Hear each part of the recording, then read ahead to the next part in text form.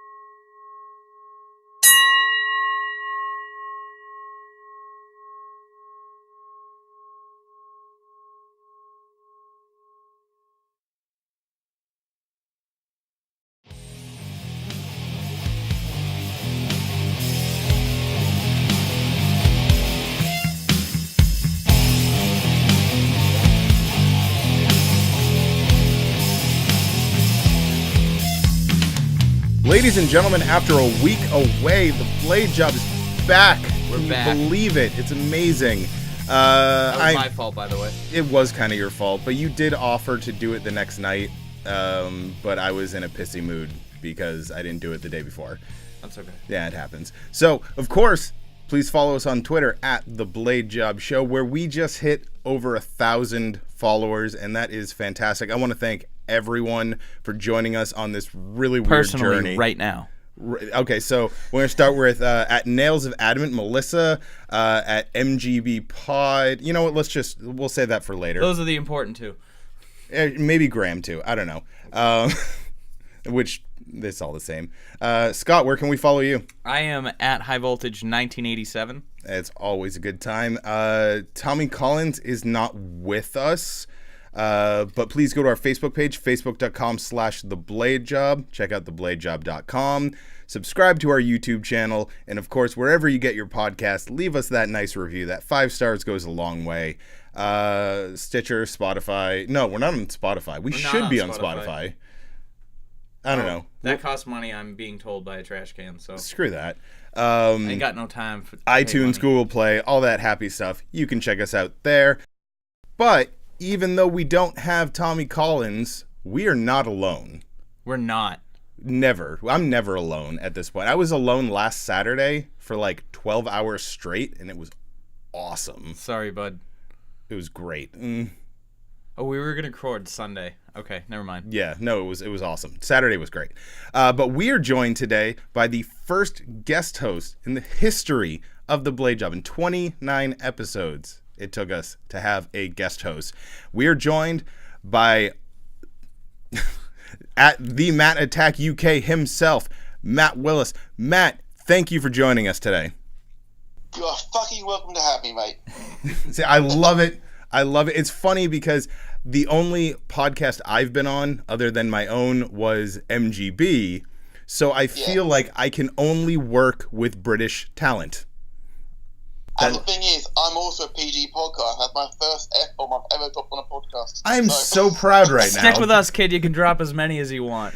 I'm from England. We do it We do it every fucking day. Exactly. I just can't give a fucking hit. There you go. Look, you're fitting in already. That's the best part of England, you know. The language. Who said it? Someone famous said it, that Americans and British people are people separated by a common language. That was the streets. The streets. It was the streets. Yes. I don't know what that is. True. It's a. And the thing is, we're educated. You guys aren't, but we'll get on to that later. Oh. God. So Matt, anything you want to promote before we get into the meat and potatoes of it? Well, I've got my own podcast. I do the Matt Attack predictions podcast, where I predict with my good friend Jimmy C. We promote and plug the next WWE pay-per-view. We are looking at maybe doing some other promotions at some point, but WWE is our main focus at the moment. We just come off the back of pay-per-view from Top Rope on for Money in the Bank, where I lost again, and I've got Kelsey on with me this month for Extreme Rules, and I'm hoping to get you guys on at some point, maybe around Hell in a Cell sort of time. Ooh, Heck in a Cell. Yes. And I have already cleared my calendar. If you guys want the full Matt Attack, you're going to get the fucking Matt Attack. It's not a problem. I'm not turning it back for you guys. It's not Heck in a Cell. So actually, funny story about that. So we went to, not last year. It was 2 years. It was 2 years ago. We went to Hell in a Cell. Trash can. Charlotte. Yeah. It was the first one. It was the one with Sasha and Charlotte and KO and Seth. And I still have a bad taste in my mouth from that, just because I don't understand how Charlotte Flair, who's someone who was born into this business, could not understand that you can't throw a 90-pound woman sideways onto a table and expect it to break. It happens. It boggled my mind, and I'm sorry, I don't care what anyone says. Sasha did not go off the side of the cell through the announce table. Sasha was powerbombed through the announce table, and that's it. There was no... I'm sorry. I had someone argue with me recently about how Sasha has taken the biggest bump in modern female wrestling, like in WWE, and I was like, no, it was a powerbomb. Like, big deal. That's wrestling move 102.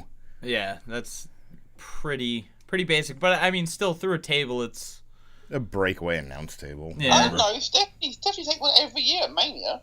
So Stephanie is she doesn't count. Well, I see some parallels. She's the women's champion. Yeah, that's true. She also wrestled at WrestleMania this year. She is a wrestler. Yeah, that's true. That's true. She got knocked by Triple H off the apron through a table at WrestleMania 33. That bump made me so proud of Stephanie, just because that was, I think, the biggest bump she's ever taken, and that's not an easy bump to take. As someone who has taken a bump off a ring apron through a table, that hurts. Yeah. That is not a comfortable bump. The extent of my wrestling is, my background is purely backyard. I've taken a lot of ladder shots to the back and so on and so forth, but I've never been powerbombed through a proper table or anything like that, so I give her full props for what she goes through. And to pull the curtain back a little, the table itself isn't bad, because that composite wood breaks really easy. It's the sudden stop when you hit the ground. That's the part that it knocks the wind out of you. Especially if you're not prepared, it can be tough. So I give her a lot of credit for that. I draw a lot of parallels to Stephanie and Shane. You know, they both wrestle every now and then. Obviously, Shane is a lot more insane. Yeah. But when they do, they do give it their all. Stephanie will never be a mat technician. No. Stephanie is a wrestler as she can take bumps, where I think Shane's like a wrestler. Like, oh yeah, he's good at it. Yeah, he's very good at it. Like me saying she's not a wrestler, it's not me saying like, oh, I never want to see her in the ring, and but that's just like, that's not her forte. Like, she's a businesswoman who knows how to take bumps. And you're right, and she's very good at what she does. I'm not trying to take anything away from her. It's not like she's a wrestler, you know. Although to her credit, she actually did very, very well at Mania, I thought. I mean, she told a great story of Ronda. Oh, yeah.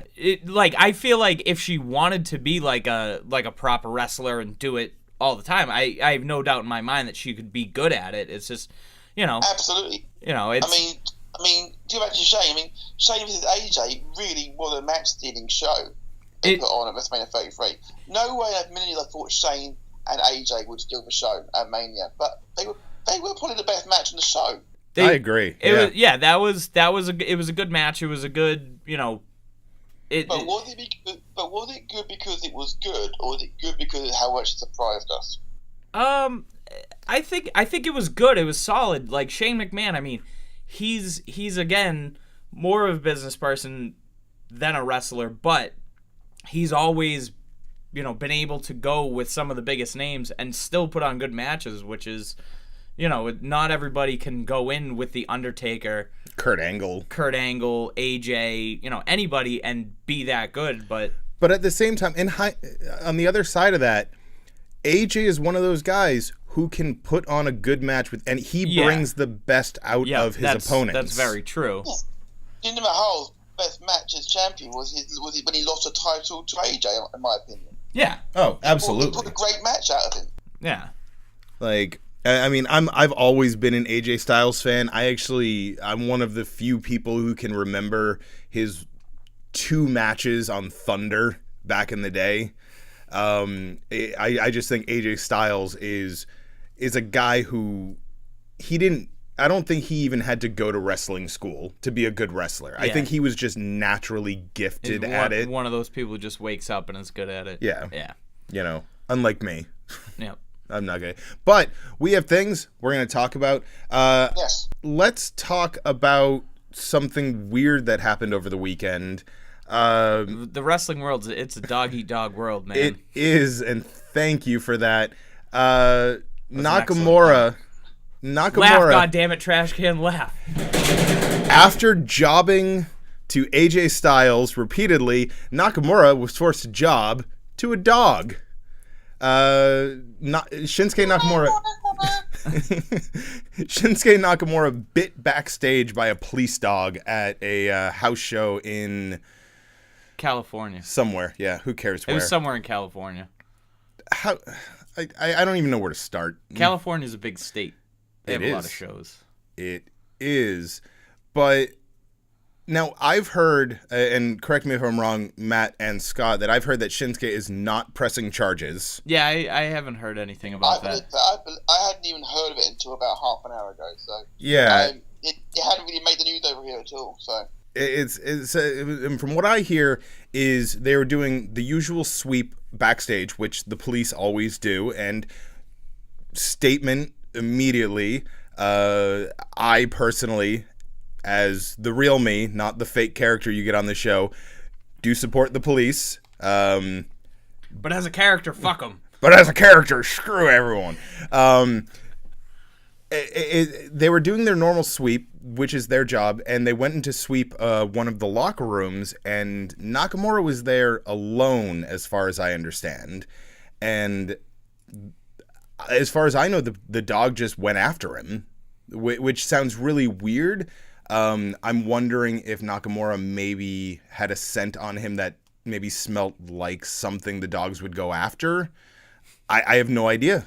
Maybe Nakamura is just full of cocaine. He had a sweet bag of that sticky icky, and the dog just couldn't fucking take it anymore.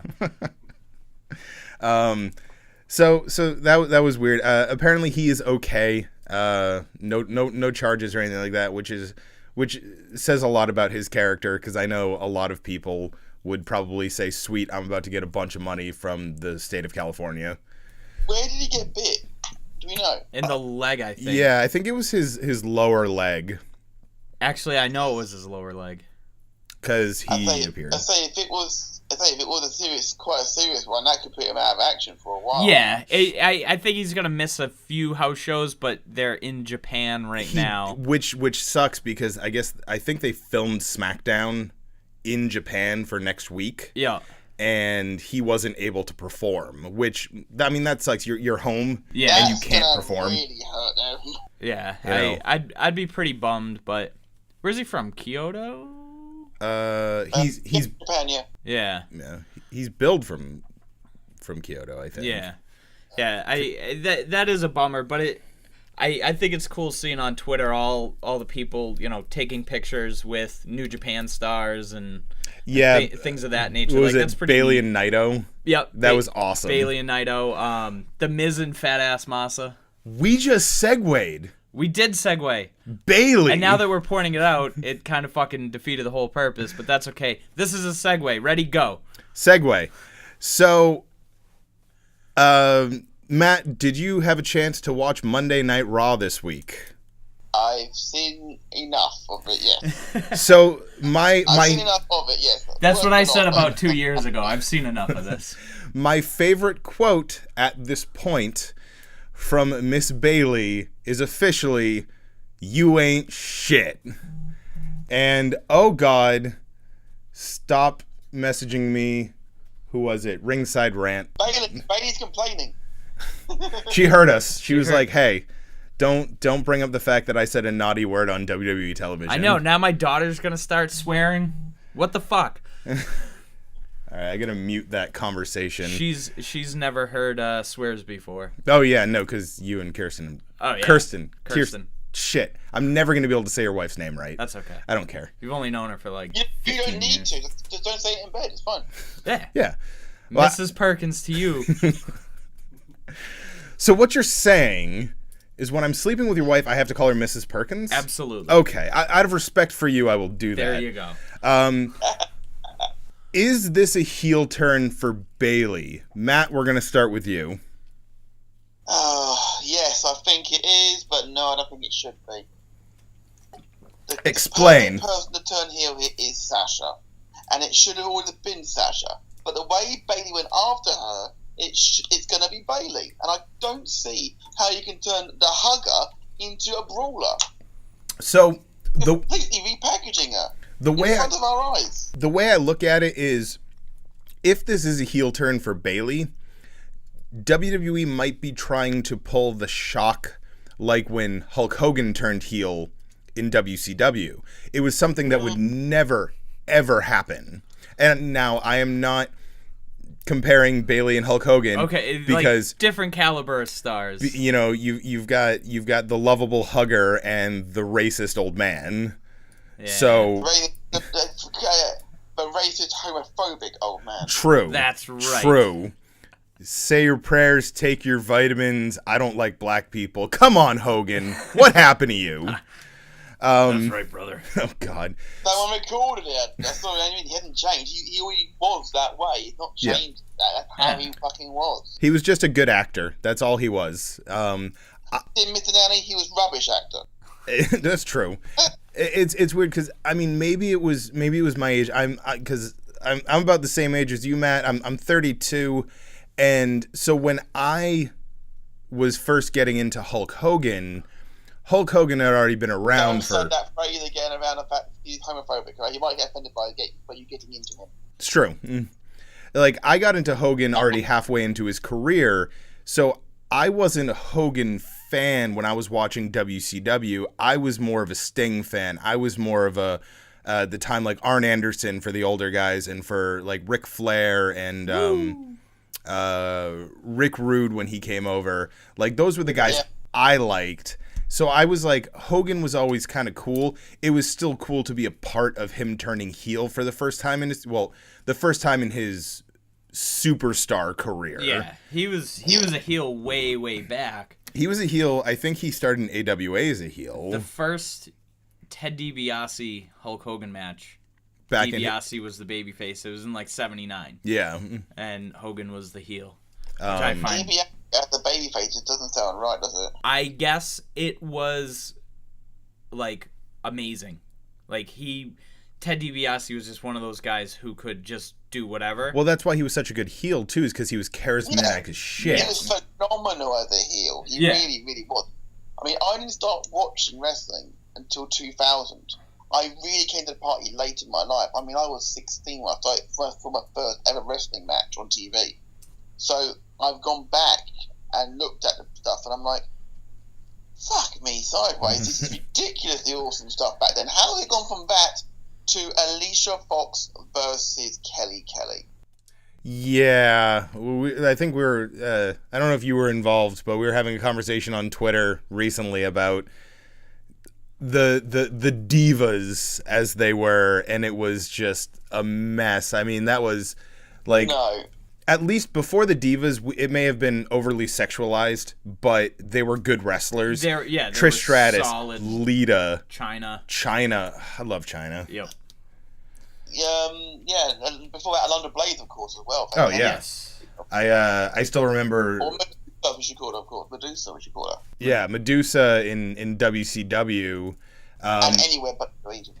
Yeah, I remember there was a match in WCW when Medusa was, I think she was managing Shane Douglas or something like that, or she was teaming with Shane Douglas, and they had a scaffold match between Kidman and Shane Douglas, and Douglas ends up throwing Kidman off the scaffold through the Nitro set, or the pay-per-view set, maybe it was Slamboree. And for some reason, as much as an amazing wrestler as Alundra Blaze was, like, that's the memory that always sticks in my head, just because it was like, you saw a dude thrown off a scaffold. You know, primetime Brian Lee style. Yeah. I loved that match. Okay, Scott. So, Bayley, is it a heel turn? Is it not? What do you think? Well, according to my sources, which is my 8-year-old daughter, obviously, it's only going to happen for like 2 weeks, and then she'll go back to being good. Phelan is a smart girl. Yeah, she is. She's a sweetheart. And she was like super bummed when I told her that Bayley turned heel. She was just like, oh. I was like, and she beat up Sasha Banks. And she's like, oh. Well, it's only going to happen for 2 weeks. But I don't know. I feel like they'll try it. It'll suck. Because I don't feel like Bayley has that meanness in her. I don't even think she can pretend to be bad. I think she can, because this is a woman, rather, she's, in her 20s. Yeah. Who's been watching wrestling since she was like 3. Yes. And as someone who's in that same boat, someone who's been watching this their entire life, yeah, you dream about being the babyface. You dream about holding up the championship while the entire crowd cheers for you.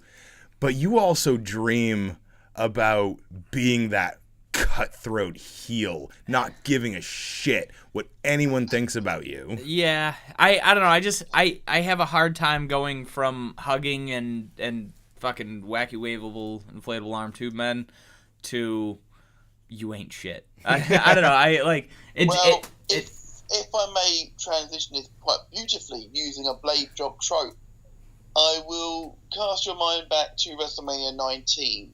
After the match of the night between Shawn Michaels and Chris Jericho. Always a good match. They embraced in a hug before a low blow from Jericho. So a hug can turn into a real dick move. Yes. It's true. I don't know. I feel like it's the exact opposite sides. Like, I'm the sweetest girl to ever live to I'm going to beat up my best friend. I don't know. Hopefully it'll work, because I'm interested to see what they could do with it. If this is what it needs to get Bayley back over again, because they pretty much destroyed her since Mania last year. If this is what it takes to get her back over, I'm all for it. I just can't see it happening. Yeah. I mean, it's been too much. Oh, I'll still team you sort of thing. Like, I'm sorry, if you really were that innocent and sweet that you couldn't that this is what it's taking to make you snap, I don't fucking buy it. I'm sorry. Yeah. I don't fucking buy it. I agree. Now, the only issue I have with the reverse of it is Sasha. I don't think there's enough difference between face Sasha and heel Sasha where it really matters what she is. Her character, the boss, is the same either way. She's always been kind of cutthroat. She's always been, I'm out for myself, like I'm number one, because that's her character. Literally, number one is her character. Yeah. Absolutely. And can I ask you a sidebar just on that question, on that thing about her being number one? Of course. Do you think that's why she was number one in the Women's Royal Rumble for a start? I do. I noticed that when it happened, and I was kind of like, all right, I see what they're doing. I figured they were going one of two ways. Either this was just kind of a throw off. It was essentially like Ty Dillinger, who's going to be The number perfect 10 yeah. in every Royal Rumble he's ever going to be in, which is terrible. But he wasn't this year, of course. He wasn't. He was like 20-something, wasn't he? Yeah. Was he? Yeah, he was only 10 that one time. I don't remember the Royal Rumble this year. No. Weird how it fades into obscurity this year. It just wasn't exciting. I- But the other thing about that is Michael Cole is just such a fucknut when it comes to it's boss time. We get it. Yeah. Shut up. Let us watch the fucking match. And I don't give him all of the shit. I mean, I give Michael Cole a lot. Michael Cole. I give him a lot of shit. But and I understand that it's Vince yelling into his ear constantly. Say the boss, goddammit. But at the same time, it's like, because I don't know if you can go on YouTube. I don't know if our adoring fans. I have seen the thing about plugging the network. Yeah. Yeah, you can go on YouTube if you listeners, all 7 of you haven't. You can go on YouTube and you can actually find video and audio of hijacked WWE feeds, so you can actually hear the announcers during commercial breaks, and you can hear how much of a, I don't know, the best word is probably pussy. Let me add an English thing to it. A total fucking lick ass. Yeah, that makes perfect sense actually, because Michael Cole goes from, it's boss time to, yes, sir. Of course, sir. No, yes, Mr. McMahon. I agree, Mr. McMahon. Oh, what a poon. Yeah, and I get it, because, I mean, so A, Vince McMahon's a billionaire. B, he's your boss. I will say he says that, but at the start of the conversation, it's like, do I have to read it? I mean, I've done it like 3 times already. Yeah. Yes, sir. Yes, sir. Yes, sir. I'm like, you total pussy. Like, I mean, if I was in the same room as Vince McMahon, I wouldn't say a damn word. But no, because he's a fucking lunatic. He's also like, what, 6'6", like, yeah, 270 pure he's muscle. 6'2". 6'2"? Yeah, 270 pure muscle at 70 years old. Like, man, I ain't messing with him. Like, whatever. Vince McMahon. He's like 75 now, but even so, I wouldn't want to mess with him still, as you say. Yeah. I'd get in the ring with him. I outweigh him, but that's about it, really. Yeah, he's got like 6 inches and 100 pounds on me, so. Well, yeah, you're tiny human. So I don't know. I'm curious to see what happens with Bayley and Sasha, especially because this is the first time that this feud has been interesting in like a year. Yeah. So we'll see what happens. So I want to now talk, and I'm mainly going to let you guys talk, I think, because I was doing technical stuff instead of watching the United Kingdom Championship Tournament. Right. How was that? Matt, you go first. I want to hear your thoughts on it. Oh, this is going to be embarrassing because I haven't got around to watching it yet. You haven't watched it yet? Oh, shit. You guys all fucked up. I'm the only one who did my homework. First time ever. It's true. It was good. They had a lot of good talent. A lot of chutzpah. A lot of chutzpah. A lot of their, Jack Gallagher was in it. Drew Gulak was in it. That was neat. I've got the highlights and things, but I haven't watched it and everything. So, fantastic matches on the card and some really good action. Yes. Continue. There was a match, British Strong Style versus the Undisputed Era 6-man tag match. It was one of those matches like Vince, they say, hates tag teams. If they're putting on matches that are that good, I don't understand how he could hate tag teams. It was just 6 guys all telling a story, and just like, it was great. And then the history between Roderick Strong and Pete Dunne, and then they have a history? A little bit of history. Really? Yeah, they don't like each other much. Oh, like Josh Briggs. Well, I can tell you why Vince McMahon hating tag teams, it doesn't affect this, because Vince doesn't run NXT. Very true. Actually, yeah, that's incredibly true, and that's why NXT's tag division is awesome, pretty fucking good. War Machine, what up? Yep, or War Raiders. The prime example of that: Authors of Pain absolutely bossed NXT. Yes. They've had 4 matches on Raw. How about Sanity? Sanity. Sanity was top Sanity heel tag team. Yeah. Sanity took forever to be called up. They debuted against the Usos, not a bad start. But then, literally the week after that, Eric Young gets a US title match. Yeah. It's bizarre. So, the main roster tag division has been broken for years. And it got better for a minute when the Hardys came back because they were like, yep, tag division. You know, we put the belt on a legendary tag team, and now these are the ones you have to beat. And then they broke them up like 2 weeks later. Yeah, they were just like, yeah, never mind. Well, in fairness, Jeff did get injured. Yes. Yeah. But at the same time, you don't really need to, like, Matt can handle one-on-one contests. He's not the same Matt Hardy that was in WWE 10 years ago. Oh, no, absolutely not. And the whole, whether you call him Broken Matt Hardy or Woken Matt Hardy. Who knows anymore? Oaken. It doesn't matter what you call him. That gimmick is over like Rover. I fucking love it. Oh, yeah.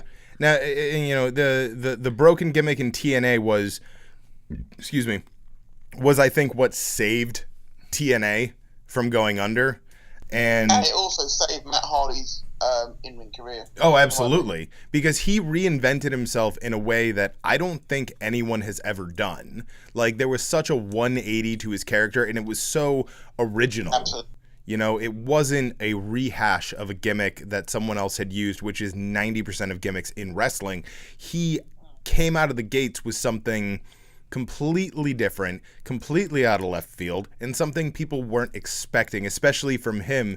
Because, like, at the end of the day, you know, V1 Matt Hardy was just regular Matt Hardy with a different t-shirt and a different hand signal. Like, that's it. There was no difference. I liked V1. I loved heel Matt Hardy. I thought it was great, but at the same time, he was having eating contests with fucking MVP. Yeah, but that was after he ditched the V1 gimmick. Yeah. So, I remember going to watch WWE for the first time in 2003 at the House Show in London. And Matt Hardy and Nakamura came out for a match with, I think it was Tajiri. I love Tajiri. No, it wasn't Tajiri. It might have been Rey Mysterio. And literally came out to a chorus of boos, but everyone in the arena had their hands in the air like in the V1 symbol. Yeah. So even back then, Kayfabe was dead. Oh yeah, it was. You know, Hardy's been a guy who's maintained being over for a long time. He's a good performer. He's good in the ring. He's willing to take the bumps that he needs to tell the story he's trying to tell. And absolutely. Sorry, producer stuff. And yeah, I've always been a fan, and I think that had they kept the Hardys together in this current run, the tag team division wouldn't be suffering. Now, I've got no problem with Bray and Matt. I think they work really well together. And Scott, I know you don't like Bray. I don't care for him much. But you've got the OG Bullet Club on your roster, and you're not using them in the right way. They can't pick up a win anywhere. You're telling me that Luke Gallows and Carl Anderson, two of the best performers in New Japan history, in my opinion, can't beat the Usos? Yeah. I feel like the Usos Well, they did beat the Usos. Well, they can't. I'm sorry. They can't beat anyone when the titles are on the line. Yes. Well, in fairness, the Bludgeon Brothers are being billed as these monster heels, and at some point they're expected to face Sanity.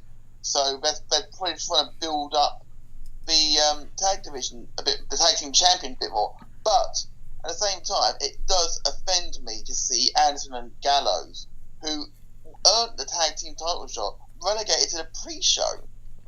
Oh yeah, no, I don't agree.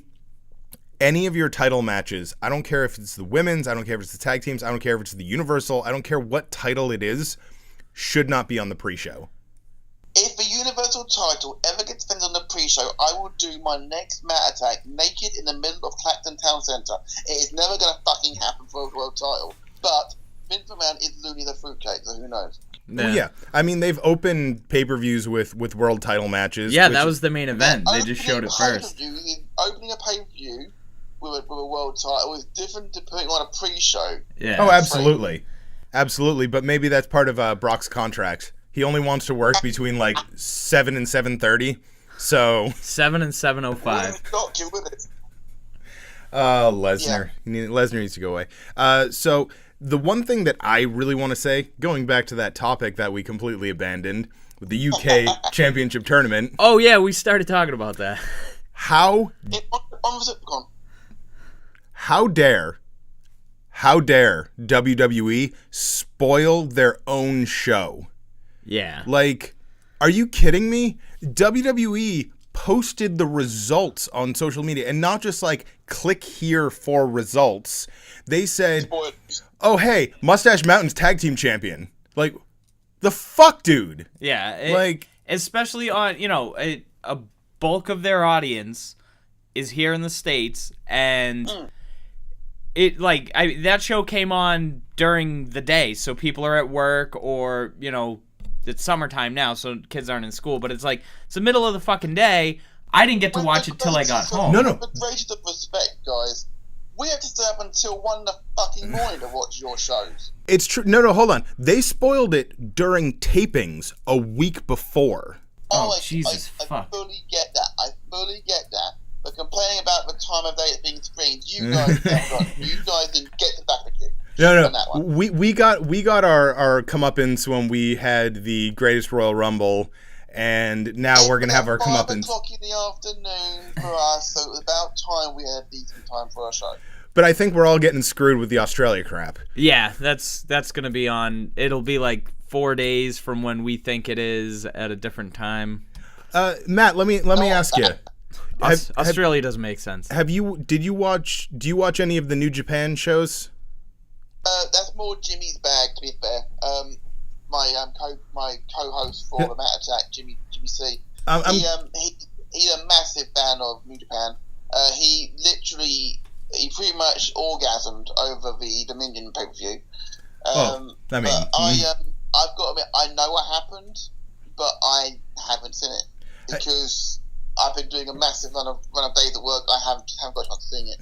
Now, what time does that air for you guys? It was about 8 in the morning. See, that's not terrible. That's not so bad. Breakfast and wrestling, perfect. It's I remember for Wrestle Kingdom 12, I set my alarm for 2 a.m. And then I woke up and then immediately went back to sleep and watched it the next day. Yeah. Because I am lazy and tired all the time. And it was on a Thursday. I like how New Japan does that. They're it's January 4th, fuck you, whatever day of the week it is. Well, I had taken Friday off so I could watch it, and then we had that massive blizzard. Yep. And my asshole shoot job decided, nope, you already requested it off, so we're using your PTO, even though we're closing the facility. That sucks. So I go in there on Monday, ready to fucking raise hell, and my operations manager is like, nah, I'm just fucking with you. Yeah. And it's you son of a bitch. I didn't have to work that day, and it was pretty cool. Yeah, must be nice. I love a nice snowstorm every once in a while. So, on the topic of NXT, and this is a nice intercontinental even discussion. Ooh, and this is my discussion, so fuck you. It is. I got it. So they announced at the UK Championship that they're starting an NXT UK brand. They're currently in Japan. They're probably going to announce an NXT Japan brand soon. Partnered with Noah, it looks like. Yep. As well as when they do the Australia Super Show, wouldn't surprise me if they had an NXT Australia. I feel like they're going to start doing a territory type thing where you have the NXT title, which can be defended, on any show, and then each one of the different, Pete Dunne's the UK champ. He will hold that belt in the UK, only wrestle on NXT UK. Adam Cole is a North American champion.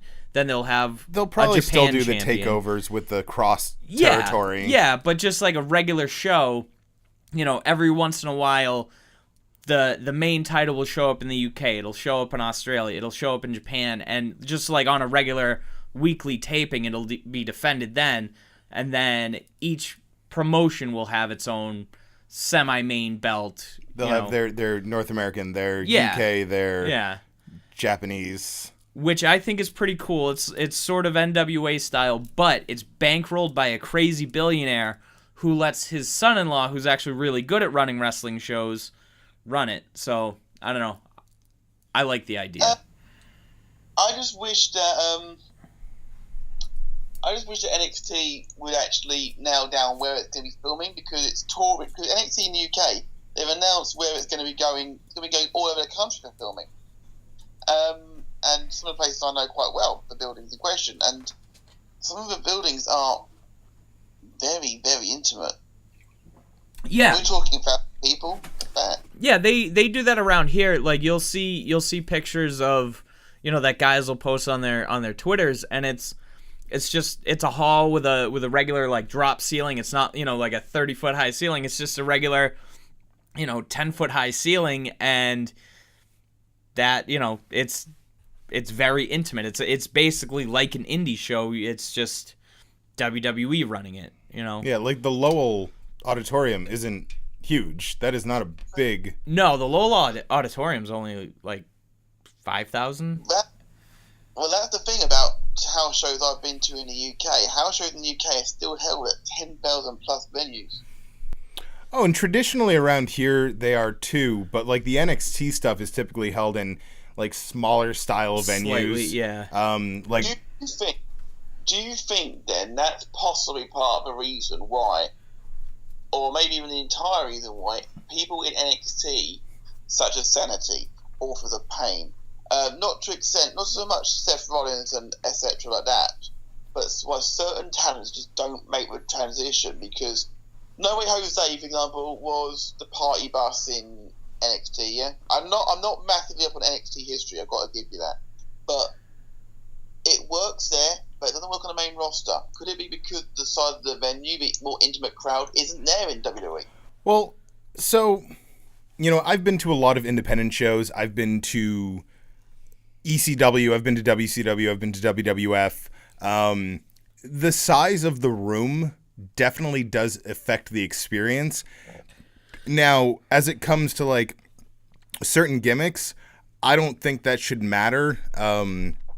I'm not a huge No Way Jose fan, so I tend to not really pay much attention to him. I love him. But, like, when it comes to Eric Young, like, they talk about a lot of people like, oh, hey, maybe these people aren't used to performing in front of 15,000 people, so they get stage fright and they don't perform as well. Eric Young's been doing this for 20 years. Yeah, Eric Young's He's wrestled in front of 15,000 people a ton of times. I'm not meaning about whether they're nervous or that. I'm just wondering if the gimmick works. Work in a particular arena. Yeah. So, I think sometimes it can be tough just because, like, say for example, No Way Jose with his little conga line or whatever the hell it is. At NXT, he's got about 40 feet. At Raw, he's got like 120 feet. So right. I feel like it gets drawn out a little longer and people get bored with it quicker. I mean, the same thing happened with Adam Rose, who had the exact same gimmick. Not the same gimmick. But we did get Braun Strowman out of that, so. It's true. It's true. In a tiny hat. It's true. I think we got a lot of people. He will never live down being a rosebud. It might have been a normal sized hat, but just like Braun Strowman, you're like, it's a tiny hat. I do think that certain gimmicks don't work, especially. I actually read something recently. This is a little off topic, but it kind of fits in. Where it was talking about the three members of the Shield, and it said that all three of them came from different backgrounds. Roman Reigns came from pro football. Dean Ambrose came from the Indies. Seth Rollins came from NXT. And I sat there going, Seth Rollins is probably the most successful independent wrestler out of the three of them. He didn't come from NXT. Like, I mean, he did. He was there. Black, wasn't he? Ring of Honor. Yeah. Yeah. Tyler Black, I mean, you go back, what did I see recently? IWA Mid-South, it was Tyler Black versus Chris Hero, and it was awesome. I like it. Awesome. He had pink underpants on. Yup. And he kept saying fuck. And I was like, this is the Seth Rollins I miss. right now. That's very attractive, Scott. Thank you. Just kidding there. So it's like... that just reminds me so much of a Jericho versus Legend match of WrestleMania 25. They kept trying to bleep out Roddy Piper swearing, and they kept missing the word. It was just remind me of that. Sorry. That's why now WWE just dumps like 10 seconds of audio whenever someone swears. Yeah. When in doubt, throw it out. When in doubt, just put the screen black. SummerSlam. Oh God, 5 or 6 years ago. You know, during SummerSlam, they always like show all the celebrities in the crowd. Yeah. They showed Fred Durst, and they dropped the audio, assuming he would swear into the camera, and he was flipping the camera off. And I'm just like, nope, different kind of censoring there, guys. That guy's a fucking chode. Dude, no. Fred Durst is one of the nicest guys I've ever met. Period. Yeah, I still think he's a chode. Fred Durst, how is he not in the Hall of Fame? Kid Rock should be nowhere near that fucking Hall of Fame. I agree. Fred Durst should be in there. Is Lord Dampnut in there? Who? Not sure off the top of my head. Our president. Oh yes, our president. Yes, is a WWE Hall of Famer. Yes, in the Hall of Fame. Yes. Yes. Yeah. So that shows you the state of America right now. Don't let's have a UK guy going about politics in America. That's not a good idea. You guys got your own fucking problems. Yeah. We got ours. You got yours. Let's all form a new country. We tried that once. A whole lot more of them, but that's beside the point. Right, where were we? So NXT starting into a territory style system. I like it. However, it makes me nervous because this is the first step to NXT becoming a lot bigger than it already is. And once it does become bigger, you might run into the same issues like we were just talking about with gimmicks like No Way Jose that might not transition over well to these large-scale mass audiences. Yes, plus also, Triple H's been very good at doing one show. But if he's got to oversee 1, 2, 3, probably 4 territories. Yeah. Territories. We're not even talking about shows. We're talking about territories which has got dozens of shows booked all the time. Is he going to be able to do that? He's also maybe running 205 Live. He is going to, I assume, because you can't be in, Australia, Japan, the UK on the same day. Yes, you can. That you will, he'll have somebody, he'll find Jeff Jarrett. We'll just say Jeff Jarrett's back doing stuff with the WWE. Okay, Jeff, you're gonna run the UK brand, for a little bit. Well, they'd probably send Regal over there. Regal, yeah. Okay, yeah, even better. Or, a Japanese former wrestler turned promoter. He'll have him run Japan, or whatever it may be. He'll have somebody in place there where it won't just be him, doing everything, but. Then at the same time, he obviously will have that in mind if that's what's going to happen. Right? Yeah. But like you say, I'm a bit nervous because spread yourself too thin and you end up like WCW. Correct. Yep.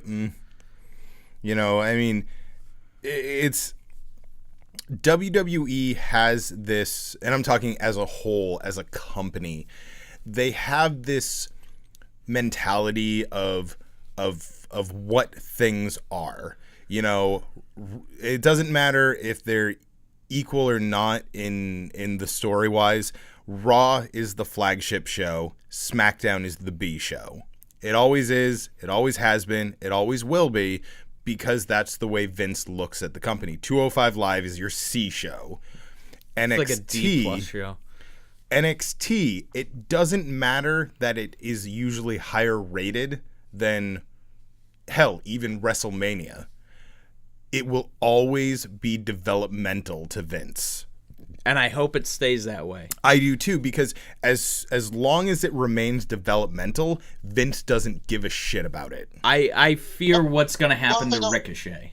One thing I've noticed with NXT is if it doesn't work, something doesn't work, it gets changed very quickly. TM61. They've been TM61. One of them was injured. They came back. They reformed TM61. It wasn't getting over, so they repackaged them.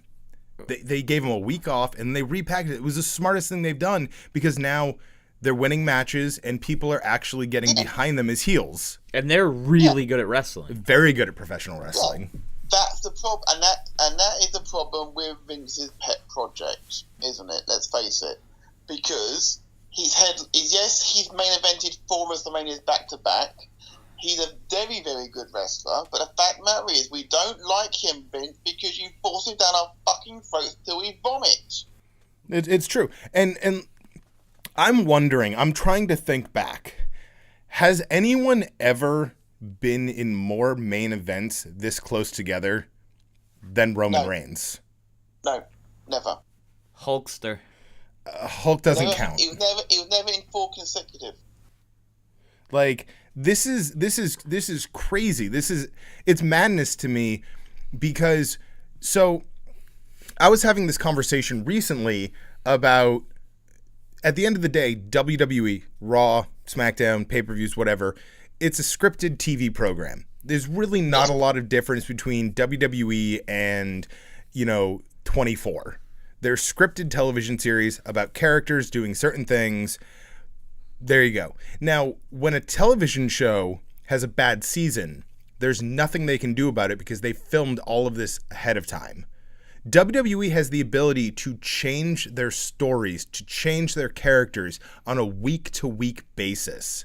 And Absolutely. They don't take it. They just assume, oh, well, we've been working on this for so long, let's just grow on them. And the simple fact of the matter cool is, bulletproof vest. It'll grow on people. They'll all like it. WWE shot themselves in the foot with Brock Lesnar's new contract. They're now trying to cop out by retconning it into storyline that he has contractual obligations, that he doesn't have to do this, doesn't have to do that.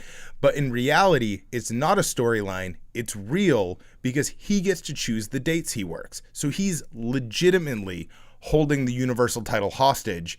And holy shit, guys, I'm just going to, WWE, Vince, if you're listening, just hear me clearly. He's not. The belt is a prop, and you own it, and you can strip him of that title whenever you want and put it on someone who's actually an active member of your roster. You've done it for less. On the subject of Lesnar, I don't know if you guys caught my Matt attack for Money in the Bank, did you? It's cool if you didn't. I caught some of it. I'll be honest, I listened to some of it. Yeah, I listen at work usually. That's cool. At the end, towards the end, after we wrapped it all up, I put a question to my panel because of something that had just been niggling at me. I'm aware of how ludicrous it is. I'm aware that it would probably kill both companies' legitimacy, and it would ruin Brock Lesnar's legitimacy completely. But a few weeks before the Money in the Bank, Strowman came out and said, right, when I win the Money in the Bank, I will cash in any arena I choose. Yep. I made the very scandalous prediction that what if it was a UFC arena he cashed it in? I think that would be amazing.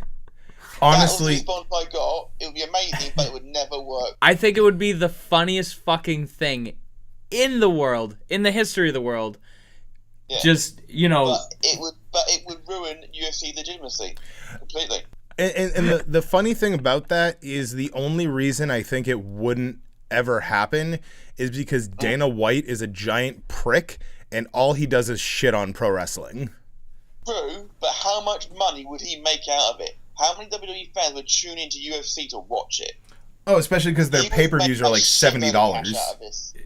I would honestly probably get that pay-per-view. But it would ruin WWE and UFC legitimacy. It would make Braun, he looked amazing, I think, but none of the fans would know who the hell he was. You'd hear, Braun! Over the announce system and feel, what the hell is going on? They wouldn't have a clue what was happening. A WWE official in a UFC ring, it wouldn't work. Diesel from the View from the Top Rope told me exactly that, and I actually fully agree with him. It would never work. Turn it into a shoot fight. You have a legit UFC fight. That's the thing. This could have worked 15 years ago with Ken Shamrock, back when UFC wasn't as big as it is now. Yes. Yeah, exactly. I think it would have been a money thing to do, but I just think that Braun won't cash it in on Lesnar. He won't. He's going to cash it in on the person who beats Lesnar the Roman night Reigns. that they beat Lesnar. Yes, and you know what? That is absolutely fine with me. At this point, I would rather see Roman Reigns Universal Champion than Brock Lesnar. I just want to, I'm not a huge... Writing, please. I've never thought I'd hear anyone on a podcast ever say those words, with the exception of Mason Bagshaw. It's true. And Roman Reigns, I am not a fan of, but at this point, Brock Lesnar, I fucking cannot stand it when guys get too big for the business. The Rock, John Cena, they are legitimate Hollywood movie stars, but they will still come back. They'll still fucking lose. Like John Cena, at this point, he doesn't give a fuck. He'll come back, one match and lose. It doesn't matter to him. But he came back and got squashed by The Undertaker. Exactly. He's literally squashed him. It was a long match, but Cena took one for Taker. That match didn't need to happen, but he did it. Correct. Because he respects the business, he respects The Undertaker, he'll lay down for him. But you get a guy like Brock Lesnar, I'm going to show up when I fucking want.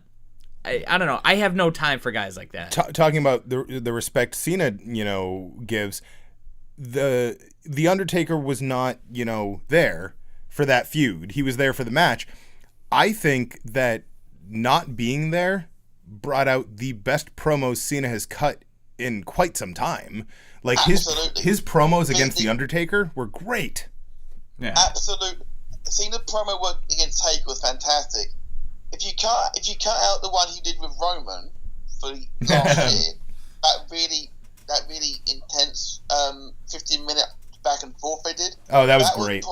That's some of Roman's best work I've ever seen, and also some of Cena's best work. I don't think we've seen Cena do a promo like that since possibly the Nexus days. He's had quite a few good ones, but I'll agree. His feud with the Nexus and his, that whole thing was just, that was some of Cena's best work in general. It was also, that's in my opinion the prime of his career. He's already at this point the top guy, and he's literally putting over these kids who are just getting into the company. Absolutely, and that's what you should be doing. I mean, that's why when the Dudleys came back, for example, a few years ago, they pretty much laid down for the whole Wyatt family. Oh yeah, pretty much. And it was great. It was awesome. But they put them over as being monsters. I mean, Creative never did nothing else with them after that, but it was great. But that's why they come back not for pay. I mean, that's why I think the Outlaws came back. The Outlaws came back and they feuded with the Shield, and they put the Shield over as being awesome, and it worked. The same thing when Kurt Angle got back in the ring at Survivor Series last year, taking Roman Reigns' place because of the meningitis thing. He was with Kane. There's no safer pair of hands in the ring than Kane to have your first match back, is there? Yeah, it's one of those things. Just they respect the business, and that it's very good to see guys like that. It's refreshing that the Dudleys, Kurt Angle, they don't need to prove anything. They just want to help the next guys. They want to make sure the next guys. Jericho's another one like Jericho, absolutely another Jericho one put like over Styles. He put over Punk. Kenny Omega. He made Fandango a star, and then WWE ruined him, and then they made him better again. Fandango's debut was it his first ever? Was it his first match at Mania? It was his first match on the main roster. Was at WrestleMania against Chris Jericho. And there was no way anybody. If I would have done my Matt Attack for that WrestleMania card, it would have been Jericho squash win, because no one saw it coming. No. And the thing is, Fandango and Tyler Breeze, they work as Breezango. Oh, they really do. I love it as Breezango. Without a doubt. I wish they did more with them even. I wish they continued on every now and then, especially pay-per-views. with the gimmick of Tyler Breeze like changing his disguises during the match. I think it's brilliant. Oh, that was fucking wonderful. What I don't get about this, they've moved him across from SmackDown to Raw, yeah? Yes. Can you, I think so. I sometimes have to catch the highlights of Raw because of how late it is. But on Raw, when was the last time the Cruiserweights appeared? Before WrestleMania. Yeah. No, I don't think they've actually been on there. Why the fuck are we not seeing Breezango then? It's so... There is more time on Raw to show stuff. But... why are we not seeing more stuff? We need 15-minute Roman Reigns promos. Gauntlet matches. Yeah. We need 2 15-minute Roman Reigns promos. We need Roman Reigns' match. We need to show Kurt Angle talking to every member of the roster backstage. Breezango. Yeah. It's for a 3-hour show, there is about an hour of usable content. And there lies the issue, because when I was guesting on the MTB Wrestling podcast, check those guys out over on the Visual Wrestling Network, cheap plug from there. When I was guesting on there, Graham asked me what I thought about the moving to a 3-hour SmackDown after it goes to Fox. I'm like, that would be fucking suicidal. It would. And luckily, in Fox's press release, they did say they will be producing 2 hours of content every week.